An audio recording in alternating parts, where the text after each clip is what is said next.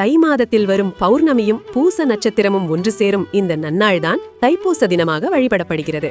தைப்பூசம் என்பது முருகப்பெருமானுக்குரிய விரத நாளாக மட்டுமே கருதப்படுகிறது. ஆனால் இது முருக வழிபாட்டிற்கு மட்டுமின்றி சிவ வழிபாடு, சக்தி வழிபாடு, குரு வழிபாட்டிற்கும் மிகவும் உகந்தது ஆகும். அதனால் தைப்பூச நாளில் எந்த தெய்வத்தை வழிபட்டால் அளவில்லாத பலன் கிடைக்கும்? அனைத்து தெய்வங்களுக்கும் உரியதாக சொல்லப்படும் அளவிற்கு இந்த தை மாத பூசம் நட்சத்திரம் மற்றும் பௌர்ணமி திதி இணைந்து வரும் நாளுக்கு அப்படி என்ன தனிச்சிறப்பு என்பதை வாங்க தெரிந்து கொள்ளலாம். முருகன் பார்வதி தேவியிடம் வேல் பெற்ற நாள். அசுரர்களுடன் போரிட தலைமை தாங்கிச் செல்லக்கூடிய சக்தி வாய்ந்த தலைவன் தேவை என ஈசனிடம் வேண்டினர். கருணை கடலான எம்பெருமான் தன் தனிப்பட்ட சக்தியிலிருந்து நெற்றிக்கண்ணிலிருந்து உருவானவர்தான் கந்தன். நெற்றிக்கண்ணிலிருந்து வெளிப்பட்ட 6 தீப்பொறிகள் 6 அழகிய குழந்தைகளாகின. அந்த குழந்தைகளை கார்த்திகை பெண்கள் வளர்த்தனர்.